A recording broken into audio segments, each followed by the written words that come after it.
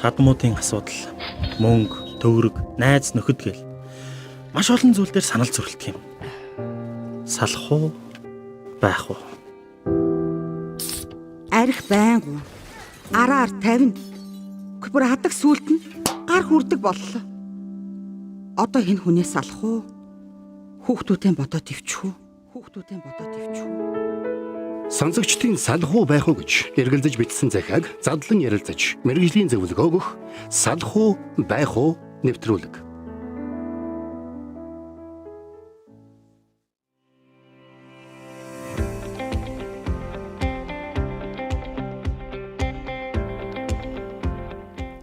Өдрийн мэндийг сонсогч танд үзэгч танд хүргэж байна. Гэрүүлийн радиогийн 1-р студиэс салах уу байх уу нэвтрүүлгийн шинэхэн дугаарыг хүү эхэлж байна. Радиогийн 1-р студиэс сэтгэл зүйч Батхүү, гэрэл судлаач их цолон миний бие, найруулагчаар Мизүү найруулагч маань ажиллаж байна. За тэгээд Батхүүтэй энэ өдрийн мэндийг хүргэе. Өдрийн мэндийг хүргэе. Салах уу байх уу нэвтрүүлэг маань 7 хоног болгоны пүрэв гарагт. Бас яг энэ цаг мөчөөд үзэгчтэй сонсогчтой ирсэн цагтл дээр тулгуурлаад гэр бүлийн хосын харилцааны асуудал дээр мэргэжлийн сэтгэл зүйч болон гэр бүл судлаачийн зөвлөгөөг өгдгөөр юм онцлогтой нэвтрүүлэг байдаг. Тэгээд он гарснаар анхны дугаараа инхүү хийж гинэ гэсэн үг те. Тэгээд ямар ч байсан бидний нэвтрүүлгийг хүлээн аван сонсож байгаа бол та бас үзэх боломжтой байдаг шүү. Захин орчимд Гэрүүлийн радио 104.5 гэсэн пэйж хаягаар орж ирээд нэвтрүүлэг маань шуудаар дүрстэйгээр бас дамжуулагдж байгаа учраас хамтдаа байгаараа. Тэгээд өнөөдрийн бас цагтл бичсэн хүн маань болохоор нэгэн залуу байгаа. Тэгээд энэ залууч гэсэн бидний бас нэвтрүүлгийг яг энэ цаг мөчид бас хүлээн аван сонсож байгаа хаа гэж бодож байна. За тэгээд манай сонсогчид захидлын ийм эзэнтэй тэр хүн нь бас үзэж сонсож байгаа учраас энэ захидлаас төрж байгаа мэдрэмжээ сэтгэгдэл хэсэгт лайв маань доор бас бичиж болно. Гэхдээ болж өгвөл урам зориг өгсөн, дэмжсэн, асуудал гарц гаргалгааг яаж шийдвэрлэж болох уу гэдэг байдлаар бас бичиж өгөөрэй. Аль болохоор шүүмжүүдийг баг бичээрэй гэж үзэгчдийгээ сонсогчтойгоо бас уриалмаар байна. Тэгэлгүй яг хоо тэгээд нэвтрүүлгийн маань бас тодорхой хэмжээний хэдэн дүрмүүд байдаг байгаа тийм.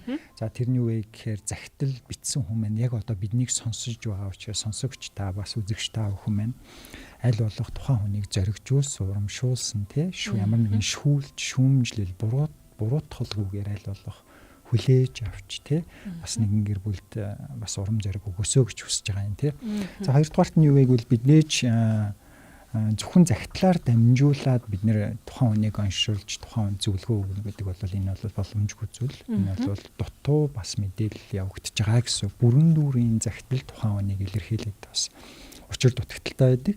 Тийм учраас энэхүү цаг маань илүү их сэтгэл зүйн зөвлөгөө гэж бүр ингээд том зургаараа харахаас илүүгээр анхан шатны яг таны захидал бичигдсэн зүйлсийн дагуу танд анхан шатны тусламжийг хүргэх юм зөвлөмж өгөх нэвтрүүлэг байгаа гэдгийг бас та бүхэн маань анхаарч бас сонсоосоо гэж хүсэж байна тийм. Анхан шатны тусламжийг ингэж өгж байгаа, хүргэж байгаа гэдэг утгаараа яг сэтгэл зүйн 100% зөвлөгөө гэдгийг бас битгий ойлгосоо тий. Яа гэвэл энэ чинь өөрөө хэвлэл мэдээллийн хэрэгслийн бидний стандартт нийцүүлж байгаа тэр битгийл цагтлыг бас яг 100% ирсэн сонсогчийн үзэгчийн тэр агуулгаас нь жоохон бас нөгөө битсэн хүнд нь хилээж зөвшөөрөл аваад жоохон өөрчилдөг гэсэн. Өөрөөр хэлбэл хэвлэл мэдээллийн хэрэгслээр цацагдаж болохгүй, нэвтэрч болохгүй хэсэг дээр бас бид бүхэн редакцийн зүгээс бас ажилдаг байгаа шүү. Тэр утгаараа юу гэдэг ингэж зөвлөөд, ингэж хэлээд гэдэг ойлголтод бас жоохон өөрчлөгддөг байгаа шүү, тий. Тэгэлгүй яг уу. За тэгэд мэдээж дээрээс нь салах уу байх уу нэвтрүүлэг маань хосын харилцаа хүндсэн юм нэвтрүүлэг байгаа. Тэгэхээр хосын харилцаан дээр альва зөвлөгөөч вэ, зөвлөмжч вэ. Тэгээ зөвлөгөө, ялангуяа зөвлөгөө бол хоёр талын байр суурийг тэнцвэртэй сонсож, тэ мэдээллийг бүрэн дүр авсны үндсэн дээр зөвлөгөө явагддаг тий. Гэтэл яг хуу энэ захидлаа өнөөдрийн энэ хүү зөвхөн захидал уншиж байгаа байдал маань зөвхөн нэг талаас ирж байгаа мэдээлэл байгаа тийм үү. Тэгэхээр зөвхөн нэг талаас ирж байгаа мэдээлэл төр тухайн хосын харилцааг тэр чигт нь бүрэн дүрэн дүгнэх ямарч боломжгүй гэсэн үг тийм учраас захидлын эзэнд бид нэр түлхүү зөвлөгөөг өгөх болно гэдгийг бас та хүн маань ойлгож хүлээж аваасаа гэж хүсэж байна тийм. За тэгээд яг нэвтрүүлгийн маань хувьд бол хоёр тохиолдлыг нэрлэдэг байгаа шүү дээ. Араар тавилтын асуудал маш удаан хугацаанд магадгүй олон бас яг ийм тохиолдлуудад байсан. Нөгөөтэйгүр амь насны яг ингээд бидний ярьдаг нэг утганы эрен дээр буюу хэд хүчирхийллийн орчинд байгаа тохиолдолд бид нар ингээд салахгүй гүрийгээд төвчээд дээ ингэснээрээ асуудлыг даван туулдیں ч гэдэг юм те ийм агуулгыг ярих боломжгүй болж байгаа шүү. Салтыг хүлийн зөвшөөрнөөр Өсвөр харахгүй болж байгаа гэдгийг хэлмээр байна. За тэгээд хоёулаа ямар ч байсан маш олон бас зөвлөмжүүдийг, дөрмүүдийг танилцуулгыг хийсэн. Тэгээд өнөөдрийн нэвтрүүлэгт бол нэгэн залуугийн бас яг сэтгэлэн одоо тэг гаргаж бичсэн загтал ирсэн байна. Тэгээд энэ хүү загтлыг сонсоод тэгээд сонсогч та үзэгч та ч гэсэн бас загтлыг эхнээс нь сонссон бол дуустал нас хамтдаа байгаарэ. Тэгээд энэ залууд маань бас яг энэ асуудлаас, энэ нөхцөл байдлаас, энэ одоо хүнд хэцүүг даван туулж болох аргууд юу вэ? Эсвэл тийм үгс юу вэ те? Тэр зүйлсүүдийг бас бичиж өгөөрэй. Цагтлын маань эзэн яг одоо бидэнтэй бас хамт байгаа шүү гэдгийг хэлмээр байна. За мөн та яг одоо биднийг Facebook хуудасаар маань гэрүүлийн радио 104.5 гэсэн хуудасаар үзэж байгаа бол бас шеэр хийгээд ижил төстөө яг ийм асуудал тулгамдж байгаа тэдгээр хүмүүст бас тодорхой урам зориг аваасаа гэсэн үгнээс та шеэрлээд өгөөрэй гэж хүсмээр байна. За тэгээд цагтлаа шүү тий.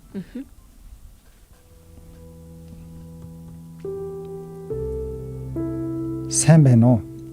Энэ захиа очих өдрийн мэндийг хүргэе. Би 34 хүнтэй, эхнэр 27 настай. Бид 2019 онд анх айл болсон. Дөрөв болон 8 настай 2 хүүтэй. Миний эхнэрт хөгшин залуугүй л ирчүүд нүд унагадаг. Эхнэр маань ч тэдэнтэй нээлттэй илэн далангуу харилцдаг. Үгүй гэж хэлж чаддгүй. Инээж хөхрөөд л ийм л зан өөрчлөгдөх болов тухайн нэг. Араар тавилт гэдэг үнэхээр гэр бүлд хортой зүйл байдаг юм байна. Үргэлж энэ талын хэрүүл, үл ойлголцол, доромжлол салдаггүй. Миний эхнэр үерхэж байхдаа ч араар тавьж байсан. Одоо ч ялгаагүй. Энэ зүйлтэй зөндөө тэмцэж ирсэн ч өөрчлөгддөггүй. Намайг ийшээ тийшээ хөдөө хол ажилд явах болгонд ирчүүд хошуурч таалагдсантайгаа амжуулсан л байдаг. Би ч гэсэн барьцаад араар нь тавьж үтсэн. Ингээд л хин хинийхэн сэтгэл шархалж хамгийн гол нь тэр татагдсан хүндээ бүх зүрх сэтгэлээрээ ханддаг нь бүр надаас илүү. Уулзгаараа маш хурдан ичиж зовох юмгүй дотноссон гэмээр цоглог болж баярлаж тис өөр хүн болдог. Гарч байгаагүй үг хүртэл яагаад ингэдэг юм болоо гардаг. Бидний хооронд энэ харилцаа бол хэвийн ханамжтай л байдаг. Бидний бэлгийн харилцаа. Бид хоёр заримдаа өдөр бүр л хэрэлддэг. Хин хинийгээ хардаж, доромжилж, залхааж, заримдаа бүр амьдрахад урамгүй болдог юм. Одоо би гадаадд ажил хийж байгаа. Ирээд 1 сар болж байна. Миний би энд сэтгэл минь Монголд эхнэрийнхээ хажууд л гэсэн үг. Үргэлжил бодогдостой. Яаж байгаа бол хинтээ харьцаж байгаа бол гэд утсаа шалгуулмаар асуугаастай. Дугаарыг нь авч харьцсан хүнтэй хүртэл хэрэлдэх тохиолдол миний хувьд гардаг. Заримдаа бүр залхаад надтай харьцах дургүй нь хүрч байгаа юм шиг байдаг. Энд ирэхээс өмнө бид хоёр ярилцсан юм аа. Намайг эртэл үнэнч байж чадахгүй гэхээр нь би хүлээн зөвшөөрч. Тэгвэл бүх үнэ л хэлээрэй гэсэн. Тэгтэл нэг залуутай болчихсон юм байна. Унтсан, сэрсэнж, бодогдостой, санаа зовоостой өдөр хоног өндөрч өгдөг. Үнэхээр хэцүү байна. Ийм үед би яг яах ёстой? Мэдээд сайн талууд бол эхнэрт мань байгаа. Ажил тууштай, хичээнгүй, цэвэрж, хүүхдүүдээ сайн асардаг, сайхан сэтгэлтэй, цайлган. Сална гэж бол юр ярьдаггүй. Зууралтаад л амьдрнаа л гэдэг. Юмнаас их амархан уйддаг төрлийн хүн юм шиг байгаа. Гэрийн тавилга, байр байнга сольж өөрчлөнө. Бид гэр бүлээрээ байхдаа заримдаа аз жаргалтай сайхан л байдаг. Би ч ихнэр хүүхдүүдтэй үнэхээр их хайртай. Тийм учраас би одоо яг яахаа мэдэхгүй. Надад харамгүй зөвлөж. Танай хаан толонд ажлын өндөр амжилт хүсье. Их гоё нэвтрүүлэг дотор онгоогоод бүгдийг нь бичихлээ. Баярлалаа гэсэн байна. За баярлалаа. Тэгээд ямар ч тааж нэвтрүүлэгт маань хандаж загтал бичсэнд маш их баярлалаа тий. Загтал бичнэ гэдэг маань өнөө цагт бол их ховортцсон дээр. Ялангуяа хосын харилцааныхаа гүн гүнзгий нөхцөл байдлын талаар гаргана гэдэг нь өөрөө маш том эр зоригийн асуудал. За тэр дундаа эрэгтэй хүн байж биш тий. Тэгээд нэвтрүүлэгт маань хандаж загтал ирүүлсэн маш их баярлалаа. Энэ зүйлсүүдийг бас бичиж ирүүлсэн баярлалаа гэж хэлмээрэн. Тэгээд та бас дуустал нь бидний нэвтрүүлгийг хүлээн авч сонсоод өөрийнхөө амьдралд өөрийнхөө нөхцөл байдалд бас яг хэрэгтэй тэр зөвлөмжүүдийг авах байхаа гэж найдаж байна. Сонсогч та, үзэгч та ч гэсэн энэ залууд маань хандаж энэ нөхцөл байдлыг бас хэрхэн өөрчилж яаж бас шийдвэрлэж арга замуудыг нь олж болох уу? Бас яаж бас өөрөөр харж болох уу? Тэр сэтгэлдлүүдийг бас хайрлаасаа бичээсэй гэж хүсэж байна. За, залуу маань бол өөр 34-тэй. Эхнэрийн маань хувьд бол 27-тай. За тэгээд энэ хоёр маань 4 болон 8 настай 2 хүүхэдтэй гэж тий. Тэгэхээр 7-8 насны одоо ямар ч гэсэн хамтдаа амьдраад 8 жил болсон гэсэн үг. Тий 8 жил. За яг хуу хамгийн багаар бодоход шүү дээ тий. 8 жил болж байгаа гэсэн үг шүү дээ. За тэгээд насны зөрүүний хувьд бол 7 насны зөрүүтэй гэдэг чинь ер нь бол баг нэг үе одоо мултран гэх нь хайшинтэй. Гэхдээ ямар ч гэсэн нэг юм үеийн ялгаа бол гарч ирж штэ. За тэгээд эхнэрийнхээ сайхан байдлыг бол битсэн байна тий. Ер нь нилээ илэн далангуу байдаг, хүмүүс ч нилээ нүд унагадаг, өөрөө ч бас яг тэдгээр хүмүүстэй тий хэл хязгаар барихаас илүүтэйгээр айгу нээлттэй харилцдаг гэж бичсэн байна. Ер нь нөхрүүдийн хувьд нэг юм асуулт асуумаар байна л та. Эхнэр нь нийгмийн одоо харилцаанд идэвхтэй одоо байдаг, нөгөөтэйгүр өөрөөс нь илүү бусадтай харилцаа тогтоож нэг амархан танилцчихдаг төрлийн хүмүүс байдаг шүү дээ тий. Гадагшаа чиглэгдсэн одоо тий амархан эвдүүгөө олчдаг тий. Яг ийм онцлогтой тэгсэрнэ одоо хоорондоо харилцаа нэг тийм боломжийн юм уу гэхээр бусад хүнтэй харьцажаас илүү чухал зүйл нэг байхгүй байна. Төхөр хүний хувьд ямар бас тэр мэдрэмжүүдийг өгдөг юм бэ? Ямар одоо тэр онцлогуд бас төрдөг юм болоо гэсэн яг ийм асуулт бас төрчл байна л та. Зарим эрчүүдийн бол энэ хувьд энэ бол мэдээж таатаа санагдахгүй. Эхнэр нь өөрөөс нь илүү өөр нэгэнтэй ингээд дотн магадгүй халамжтай, санаа тавьж байгаа, санаачлагтай байгаа байтал. Тэгээ энийг нөгөө насны онцлогоос хэд залуу хөвгт учраас олж харахгүй байна уу? Эсвэл хувь хүний зан чанар өссөн орчин нөлөөлөд байна уу гэдэг зүйлийг бол олж харах тохиолдолд энэ кейс дээр бол алга. Яг энэ кейс дээр маань энэ загтал дээр маань толгуурлаа битсэн юм байна. Энэ анх гэр бүл болохтой ингээд бодоод үзэх юм бол хүүхэд нь одоо 8 настай гэхээр бараг 9 жилийн өмнө гэр болсон. Тэгээ бүсгүй маань хувьд бол 18 9-дөдөө ингээд хүүхэдтэй болж исэн байх шиг. Маш багаараа тий залуугаараа гэсэн үг. Залуугийн маань хувьд 25 6 даа ч юм уу тий энэ хоёр маань нэг гэрт орж исэн гэсэн үг байгаа байхгүй. Тэгэхээр яг хөө ингээд тодорхой хэмжээний ингээд өөр нөхцөл байдлуудад ингээд гэр бүл болж исэн. За энийг түр хааштай. За тэгэхээр юу вэ гэхээр мэдээж энэ нээлттэй эмэгтэй хүний нээлттэй байдлыг буруутгах аргагүй тий тухайн хүний онцлог байж болно шүү дээ. Нөгөө талаараа нөхөр хүн түүнийг хардаж хүлээж авах ч гэдэг юм уу тэр одоо эхнэрийнхээ тэр бусдад харилцаж байгаа байдлыг яаж хүртэж хүлээж аваад байгаа гэдэг нь бас тухайн хүний онцлог байж болно. Гэтэл зарим нөгөө тогтсон ойлголт гэж байна шүү дээ. Тодорхой хэмжээний. Окей. За тий ингээд энэ нэг үгээр хэлбэл эхнэр нөхөр бит хоёр эхнэр нөхөр юм чинь эхнэр маань хүмүүсийн хажууд өөр эсрэг хүснэ ингэж харилцвал тэр нь зүй зохистой биш харагдана гэсэн хүмүүсийн зөвсөн тогтсон ойлголт. Дээрээс нь бие хүний орон зай гэж байна шүү дээ. Тодорхой хэмжээний ямар орон зай тэр орон зайгаас нь дотгошоо илүү орох юм бол тэр илүү их дотны айдлыг нөгөө хөндлөнгөөс хараа ажиллана шүү дээ. Өө эн чинь ямар ойр дотны юм бүр ингээд наалдаад те ярилцаад юу гэдэг ингээд энэ байдал маань гингүүд нөгөө хүнд маань бас эвгүй сэтгэл төрнө гэсэн үг. Тэгэхээр ингээм ийм тогтсон ойлголт байдаг. Тэгээ тэр ойлголтоос давсан хэл хязгаарыг даваад эхлэх үед энэ одоо харилцааны асуудлууд гарч эхэлдэг. За энэ хоёр хосын маань хувьд энэ бол хамгийн том асуудал биш байгаа даа. Хамгийн том асуудал нь миний зүгээр ингээд харж байгаагаар юу вэ гэхээр ингээд нөгөө нөхрийн яг энэ загтал дээр битснээс өгүүлэхэд те бусад хүмүүстэй ингээд маш ойр дотн нээлттэй харилцдаг бүр инээгээл ингээл те бүр амар сайхан ааштай болол ингэдэг. Дээрээс нь манай эхнэр үнэхээр бусдын хайрыг татмаар тийм эмхтэй ирчүүд ингээ хошуурдаг явдаг те ингээл ингээ хоорондоо аягүй хурдан харилцаа тогтоочдөг байгаа те ингээд өөрлөө нь хандсан хүн болгонтой ингээл тодорхой хэмжээгээр юм одоо үгүй гэж хэлж чаддгүй те нээлттэй байдаг. Манай эхнэрийн нэг юм тал байна гэж байна. Тэгэхээр энэ гэр бүлийн нэгдүгээрт яг нөгөө мэдээж араар тавилт гэдэг зүйл бол хаана асуудал дагуулж байгаа юм. Тэгээ нөгөө талдаа ингээ сайн ингээд ажиллах юм бол араар тавилтын бас нэг асуудал нэг юм нэгшил буюу attachment гэж байдаг тийм.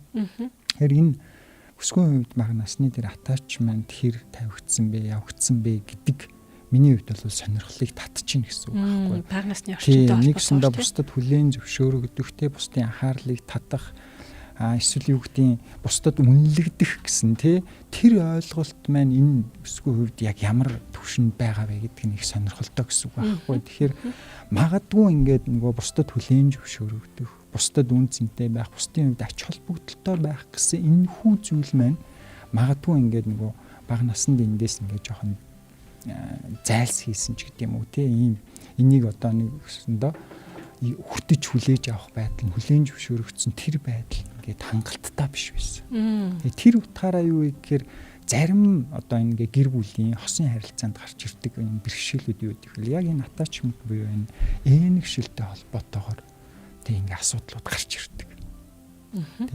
За тэгээд дээрэс нь юу гэвэл эхнэр маань маш юм одоо энэ загтал дээр бичсэн ба маш юм сэтгэл хөдлөлөөр харилцдаг, сайхан сэтгэлээр ингээл юу гэдэг инээж хөөрөл амар баяр жаргалтай болдгоо, бусад тэр хүмүүстэй харилцахаараа тэгээд тэр ирчүүдтэй харилцахаараа гэж энэ залуу маань хэлээд байгаа тийм. Тэгэхээр энэ дээр нэг юм сэтгэл хөдлөлийн асуудал явж байгаа тийм. Тэгээд энэ сэтгэл хөдлөл гэдэг чинь явж бидний одоо дахиад цаашаага одоо тархины үйл ажиллагаа, дааврын үйл ажиллагаа юу явагдах нь уу тийм. Магадгүй ингээд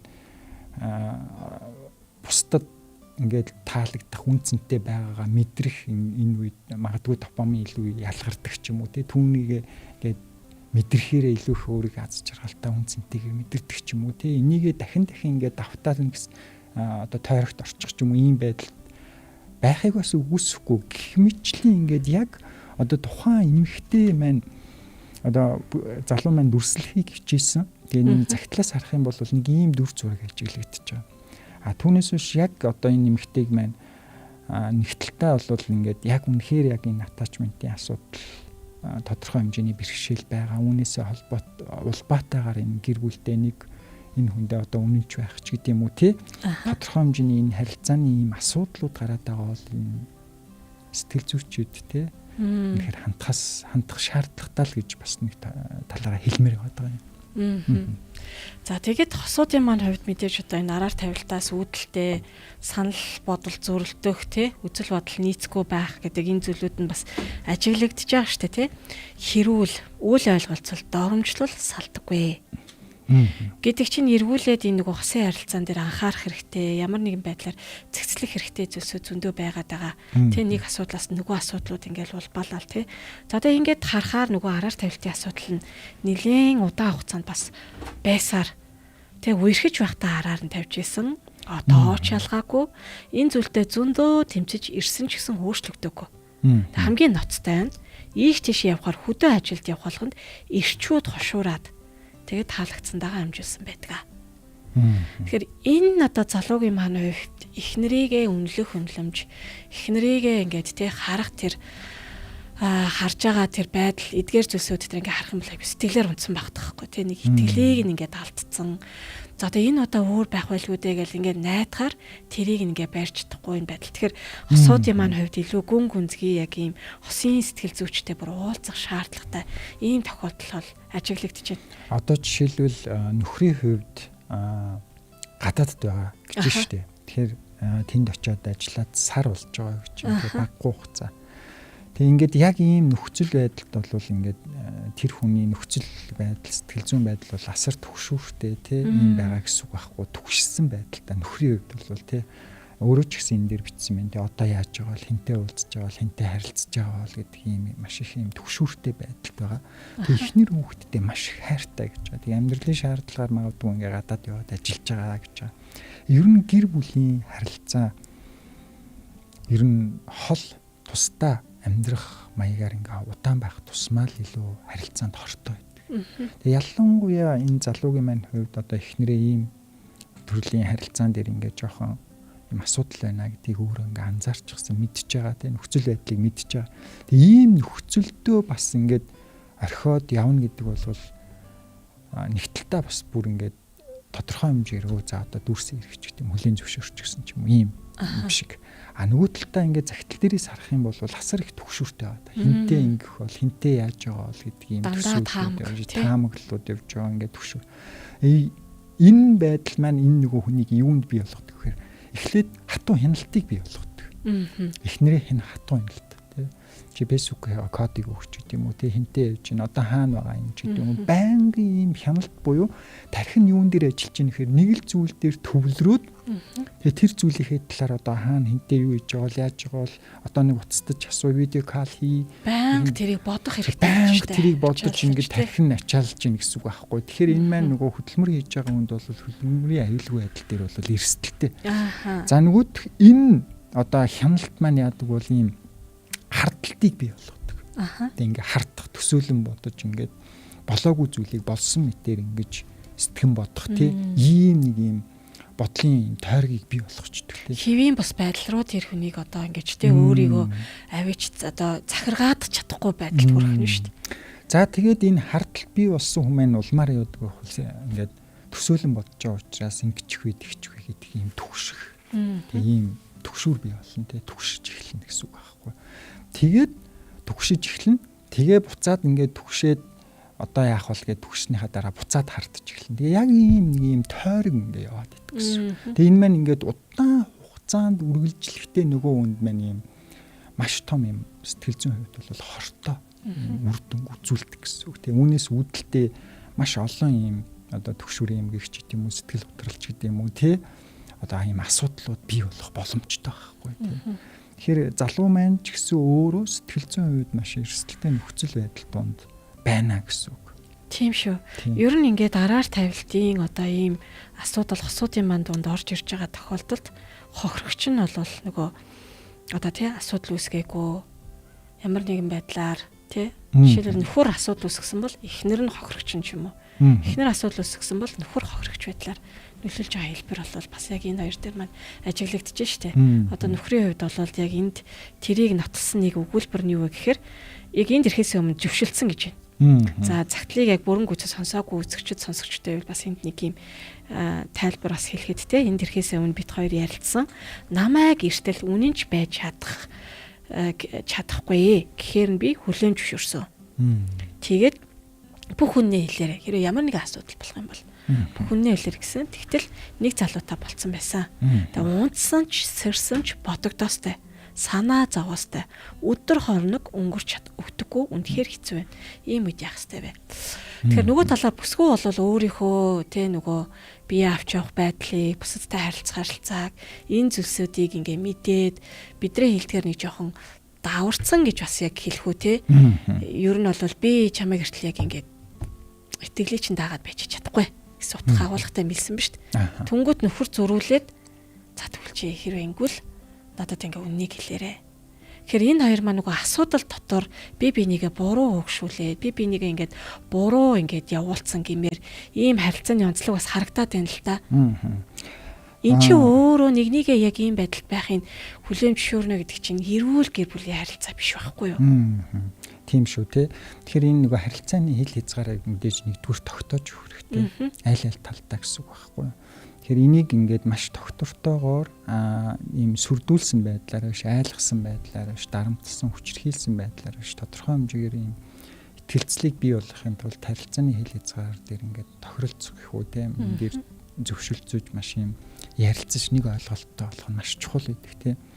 За тэгээд одоо нөгөө эхнэрийн хувьд бол те энэ дээр бүр ингээд сэтгэл зүйн хувьд бол ийм төсөөлөх юм бол сэтгэл хөдлөл тодорхой хэмжээний юм өндөртэй ихтэй хэлбэлцэл ихтэй юм эмхтэй байгаа байхгүй. Тэгээ юм тавилгануудын байрыг өөрчилж тавьдаг те альва зүйлийг ингээд тэгээд одоо нөгөө жишээлбэл альва зүйлээс маш хурдан уйддаг гэж байгаа. Тэгээд нэг юм шин тогтсон юм хэв маягт бас юм буртаа биш гэдэг байгаа байхгүй. Удаан хугацаанд тэрийг хадгалах хүсэлтэй биш. Тийм. Тэгэхээр сэтгэл хөдлөлийн хувьд нэгдүгээр тогтвортой биш вэ? Хоёрдугаарт одоо ямар нэг юм одоо сэтгэл хөдлөлөөрөө нэг юм импульс мэдрээд байгаа байхгүй тий. Тэр сэтгэл хөдлөлөөрөө юм нэг юм одоо бусдад ингээ ач холбогдолтой байгаа нь таалагдж байгаа тэр хүнд юм сайхан сэтгэл хөдлөлийн импульс буюу мэдрэмжийг төрүүлээд байгаа гэсэн үг байхгүй. Тий төрүүлээд байгаа. Тэгэд яаж юм нэхэр энэ нь одоо өөрт нь ингээд өртсөн юм өдөлт тий ийм болоод байгаа гэсэн үг. Сэтгэл зүйн үед ийм өдөлт нь яг энэ болоод байгаа байхгүй. Ийм учраас тодорхой хэмжээнд тэрийгэ дахин мэдрэхээр нөгөө допамин ялгарч байгаа учраас тэрийгэ дахин мэдрэх үүднээсээ хин нэгэн ач холбогдол өгөнгүү тэрэн дээр ингээ нээлттэй харилцааг бий болгож байна. Тэгэхээр эн чинь өөрөө яг ийм магадгүй миний харж байгаагаар бага насны тий магадгүй атачмтай холбоотой ийм асуудал байхыг үгүйсэхгүй гэсэн үг тий.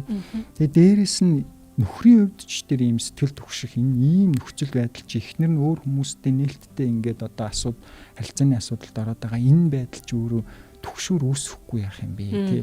Юм чис аль нь сэтгэл зүйч тандах шаардлагатай тий. Тэгээ би магадгүй тусдаа бие хүнийхч үе чинь дээрээс нь хосын харилцааны юм зөвлөгөө авах шаардлагатай гэж үзэж байгаа. За одоо жишээлбэл ингэж энэ хоёр маань хоёулаа ингээд одоо араар тавьсан асуудлыг ярьж байгаа. Хариугаа аваад би ингээд араар тавьсан гэдэг. Тэгээ аль ер нь ингээд нөгөө нөхөр маань ч гэсэн тодорхой хэмжээгээр ингээд ийм харилцаа үүсгэсэн ба шүү дээ. Тодорхой хэмжээгээр. Тийм барьцаа би бас барьцлаж үзсэн гэж шүү дээ. Тийм. Тэгэхээр ингээд одоо аль альныгаа буруутгах нь одоо энэ хоёрын хувьд ийм чухал биш гэсэн үг. Энэ аль нь буруутгал аль нь буруутгал авахар хангалттай шалтгаан байгаа гэсэн үг. Тийм учраас одоо бие бинийгээ буруутгаад ингэх нь бол нэг номерын асуудал биш байгаа. За тэгээ бидний нөгөө нэвтрүүлэг дээр бид нэр ярьжсэн тийм. Үнэхээр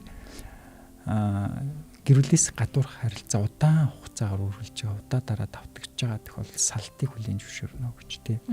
Тэгэхээр ямар тохиолдолд ийм харилцаа байсан ч гэсэндээ хосын харилцаан дээр ажиллах тохиолдол байдаг. Тэр нь юу вэ гэхээр нөгөө нэг гэрүүлээс гадуурх харилцаа үүсгэсэн үний нөгөө эсрэг одоо хос нь юу вэ гэхээр би энийг уучлж хүлээж авахд бэлэн байна. Явуучлаад хүлээж авахд бэлэн байна.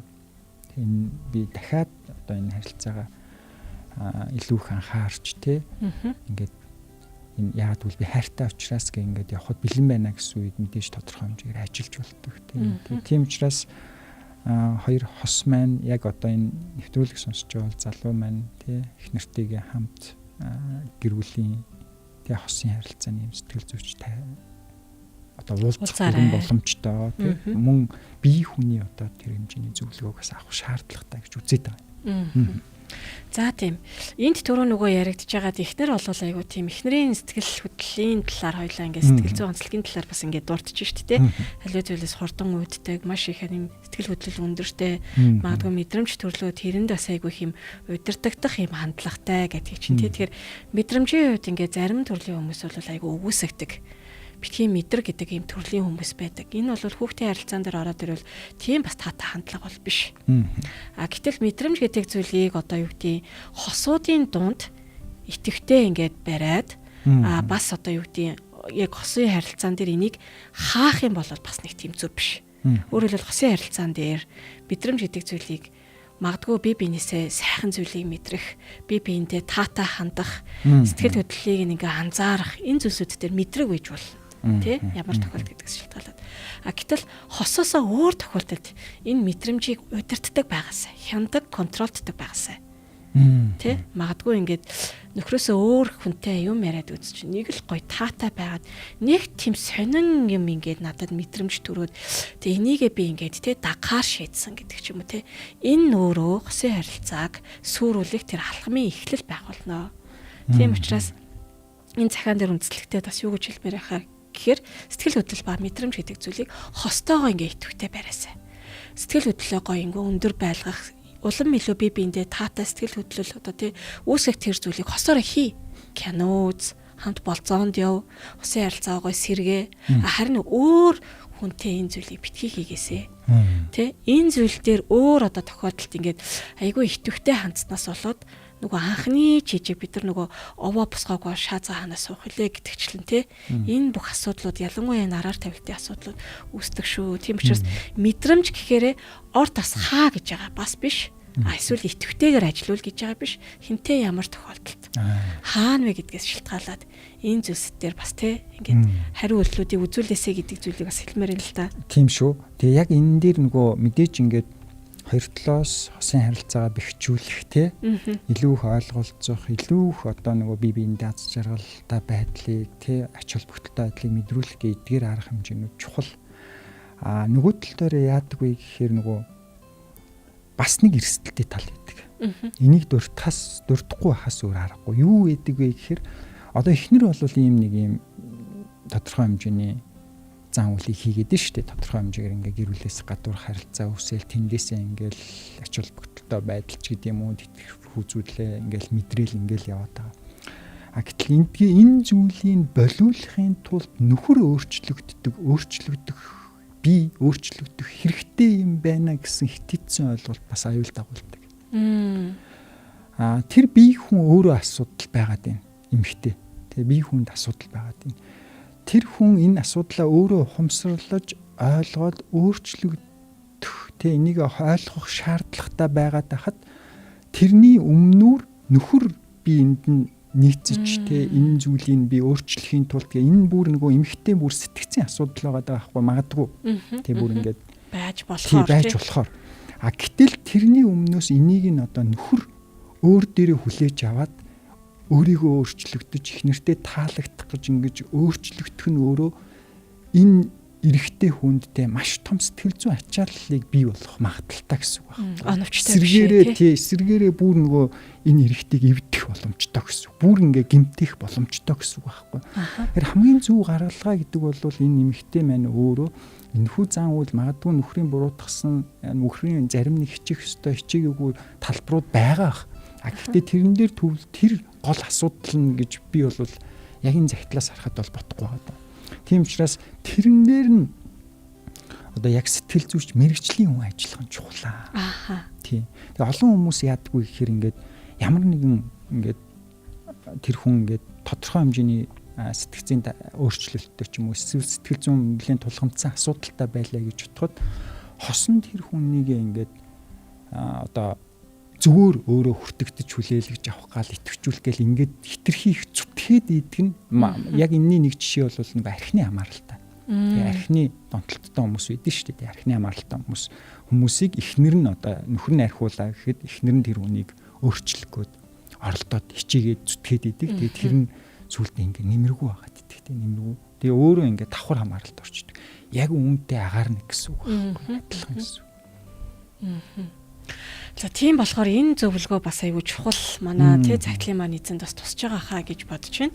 Та яг мэрэгжлийн одоо яг зөвлөгчтэй уулзах нь чухал нэг талаар нөгөө талаар эхнэрийн одоо ингэж бодох анхаарах, анзаарах магадгүй энэ тархин дотор ачааллах зүйл дээр та бас яг энэ өмнөөр нь шийдвэр гаргаад жишээлбэл ийм асуудлууд байгаа тийм ингэж эхнэр маань үсгээд одоо би яаж өөрчлөгдөх вэ гэж асууж байгаа та яг ялгаагүй ийм тохиолдол байгаа учраас энэ дээр хоёулаа бас яг хамтдаа өөрчлөлтүүдийг хийх нь чухал шүү гэж бас хэлмээр байна.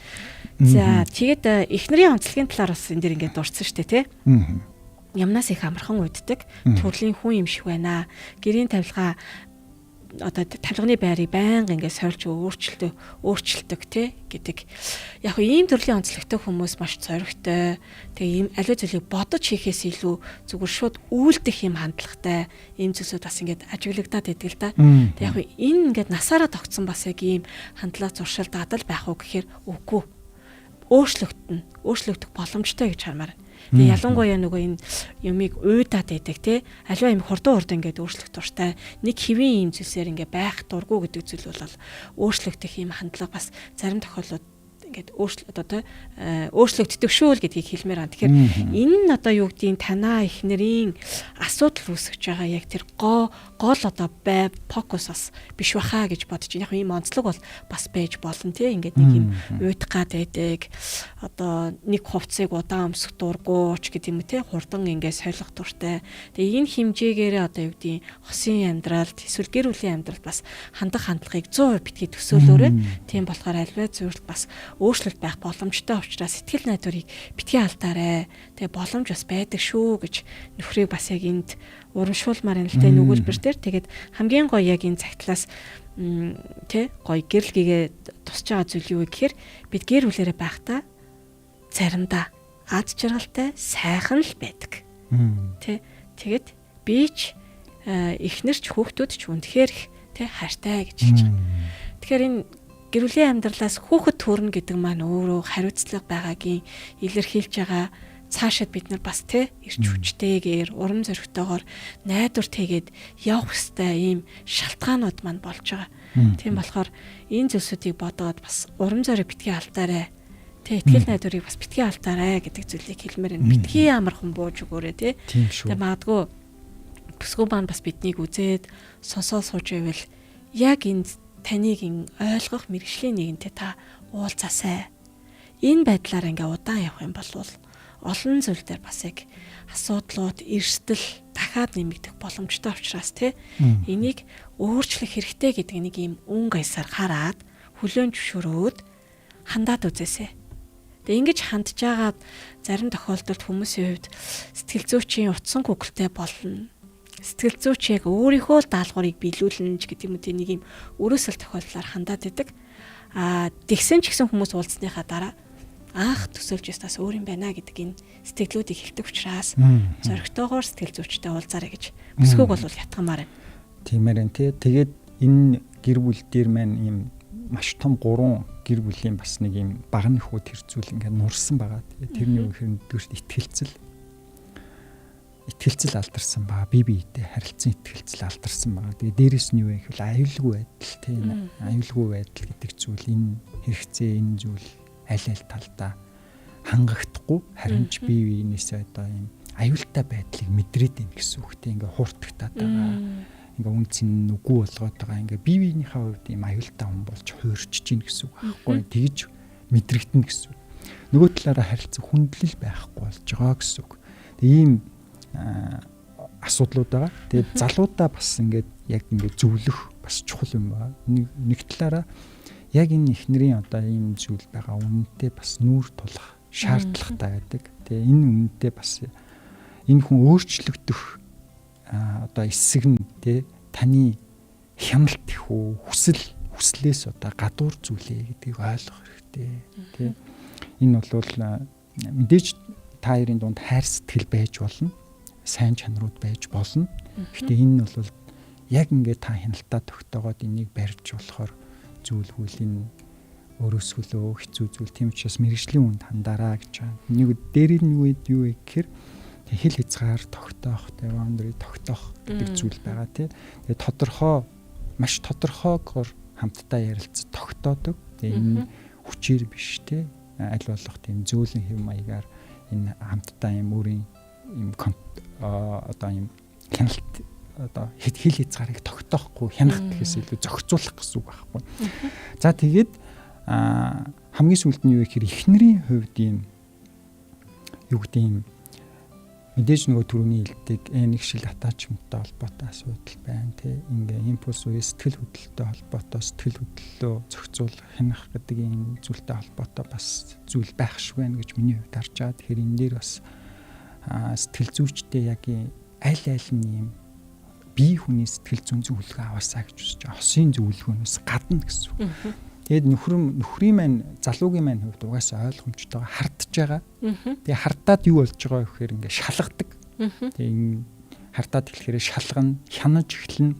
Тэгээд шалгах тусам илүү их нөгөө хардталт нь өсдөг. Тэгээ юунийгээ дагаад яадаг гэхээр түгшүүр нэмэгдэж байгаа. Тэгээ ийм түгшүүртэй болж байгаа. Энэ зүйл байгаа. Тэгэхээр энэ ч гэсэндээ бас нэг ийм хэвийн бус ийм циклд тий тойрог энэ дээр явагдаад байгаа гэсэн үг. Тийм учраас аль нь яг ийм мэрэгжлийн үнэтэй уулзах нь хамгийн чухал байна шүү. Тэгээ залуу маань шаардлагатай тий. Бас гадаадад яг ийм мэдээж амьдралын шаардлага байгаалах. Гэхдээ гэр бүл ихнэр хүүхдээ үнэхээр бас хайртай гэж өөрөө илэрхийлсэн байгаа. Тийм учраас бас нэг талдаа яг энэ харилцаан дээр илүү их анхаарах цаг байна тий. Энэ гэр одоо өөрийн амьдралд хамгийн үнэ цэнтэй үнэт зүйл гэж яригдж байгаа. Үнэ цэнтэй зүйлстэй илүү их цагаа зарцуулж энэ дээр анхаарах хэрэгтэй гэдгийг залуудаа эцэст нь зөвлөмөр байна. За тийм байна. Тэгээд бидний нэвтрүүлэгт хандаж бас цагтлыг ирүүлсэн маш их баярлалаа. Нэвтрүүлгийн дараа ч гэсэн та магадгүй сэтгэл зүйчтэй бас холбогдоод яг энэ асуудал дээр улам илүү яг хөвчлэн зөвлөгөөг бас авах боломжтой шүү. Нэвтрүүлгийг бас эхнээс нь дуустал сонсоод би бас яг ийм ижил төстэй асуудалтай, би бас сэтгэл зүйчтэй уулзах юмсан гэж бодож байгаа сонсогч үзэгч нартаа бас яг сэтгэл зүйчийнхаа дугаарыг бас үлдээе гэж бодож байна. 8991 5030 гэсэн утсаар манай радиогийн маань бас яг энэ пэйж дамжуул одоо лайв дамжуулагдчих пэйжээр бас холбогдох боломжтой. Нэвтрүүлэгт маань бас холбогдъё гэвэл дугтуутай сэтгэл @gmail.com гэсэн манай одоо мэйл авдаг хаягаар бас бидний лөө цагтлаа хариулж бүрэн боломжтой байгаа. За тэгээ хоёулаа энэ дүргээр нэвтрүүлгээ өндөрлөе. За тэгээ. Сайн цагийг хамт бүтээе. Түр баяртай. За. Гэр бүлийн радио 104.5-ын салхуу байх уу Facebook группт л нэгдэж цагталж дээ. Тийм шүү. Өөрийнхөө амьдралын асуудлыг мэргэжлийн хүмүүсийн зөвлөгөөг тусгаж шийдэх нь зөв. Салхуу байх уу гэсэн нэртэй Facebook группт нэгдэж бидэнд асуудлаа ирүүлэх юм бол бид таны асуудлыг олон талаас нь харж мэргэжлийн хүний зөвлөгөөг хүргэх болно. Салхуу байх уу нэвтрүүлэг.